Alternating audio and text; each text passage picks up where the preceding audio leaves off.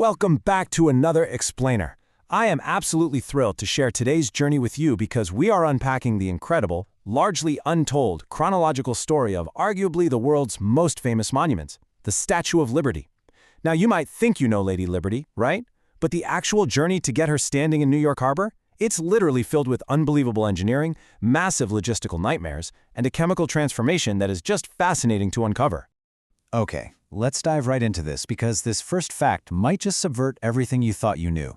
The Statue of Liberty is widely considered the ultimate, most recognizable symbol of America. But the woman holding that iconic torch, she was not born in the United States. She is, in fact, a French import. Her story completely spans the Atlantic Ocean, requiring decades of imagination, politics, and extraordinary craftsmanship before she ever touched American soil. So let's look at part 1, an idea born in France. To really understand how this whole thing happened, we have to start at the very beginning. Let's travel back in time to the 1860s. We're stepping far away from the bustling New York harbor and into the quiet parlor rooms of 19th century Paris. This is where an incredibly ambitious idea was just starting to spark. The main catalyst for this massive project was a guy named Édouard de la Boulaye. He was a prominent French political thinker who held a deep admiration for the American experiment in representative government. And he proposed something completely unprecedented for the time, a colossal monument that would not only celebrate the concept of liberty itself, but also permanently cement the enduring friendship between France and the United States. He wanted a shared legacy that would stand for generations. But here's the big question. How do you actually pull off an idea that huge? Well, it was to be an international collaboration on a scale rarely seen. They basically split the responsibilities right down the middle. France took on the staggering task of funding, designing, and actually building the enormous statue itself. Meanwhile, America's job was to secure the harbor site and construct the massive pedestal foundation. So both nations had a massive stake in this project, and as you'll see, both faced some pretty incredible hurdles to fulfill their end of the bargain. Which brings us to part 2, art meets revolutionary engineering.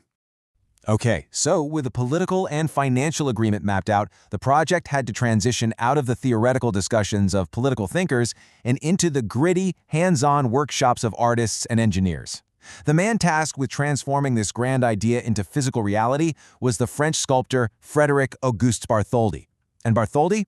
He wasn't interested in designing some conventional, street-level statue that you just casually walk past. No way. He envisioned a truly colossal figure that would completely dominate the harbor and be visible from miles away. The sheer scale of his artistic vision was staggering. But the immense challenge now was figuring out how to take his small clay models and turn them into a gigantic, towering reality.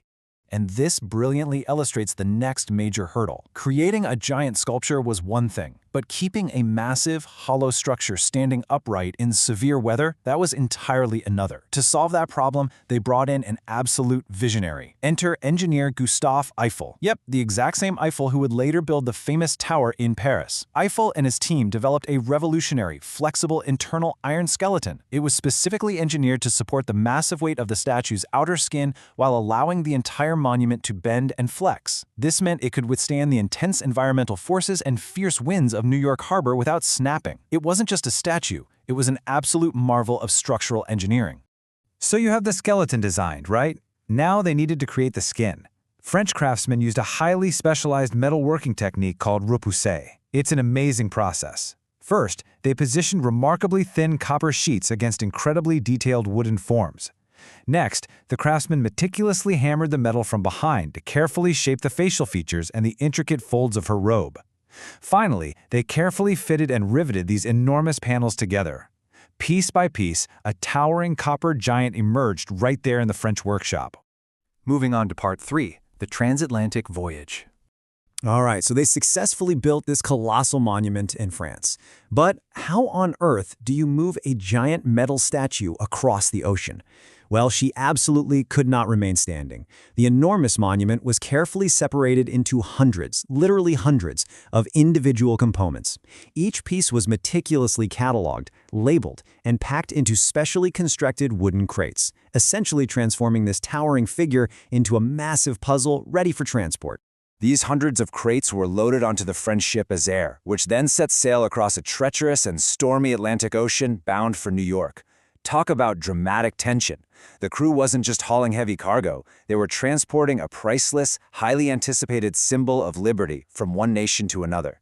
The stakes couldn't have been higher, and honestly, one bad storm could have sunk the entire vision to the bottom of the sea.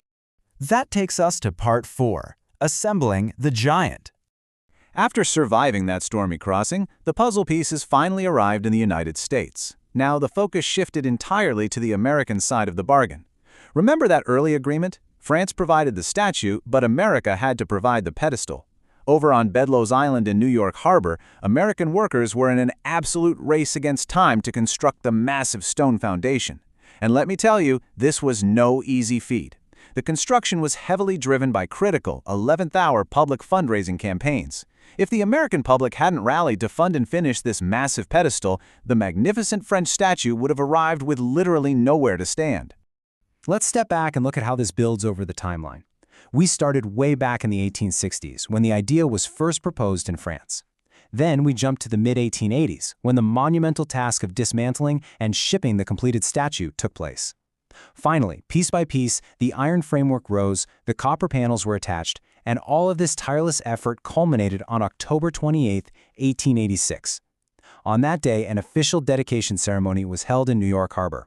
The harbor was absolutely packed with steamships, sailing vessels, and massive crowds celebrating the arrival of this ambitious 19th century marvel. And finally, part 5, evolving into a symbol. So, the physical construction was complete, but her legacy was really just beginning.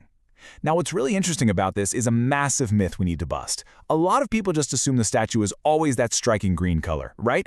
Actually, scratch that. She wasn't. When she was first dedicated, she actually had a shiny copper-brown exterior.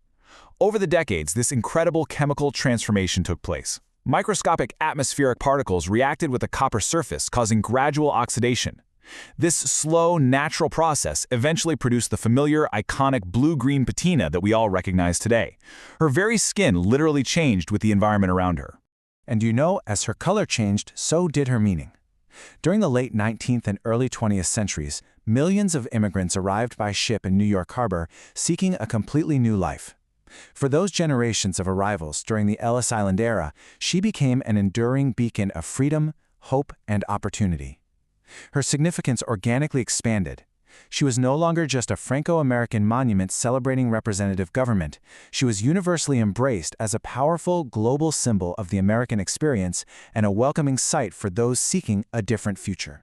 Born from a political idea in France, engineered through incredible innovation, and meticulously rebuilt in New York, she has stood watchful as the world around her transformed. Her copper skin changed, the skyline shifted, and generations came and went, but that torch has remained constant. Which brings us to a profound thought I want to leave you with today. As her legacy continues to evolve with every new generation, after more than a century, what does liberty mean to you? Thank you so much for joining me for this explainer, and keep learning.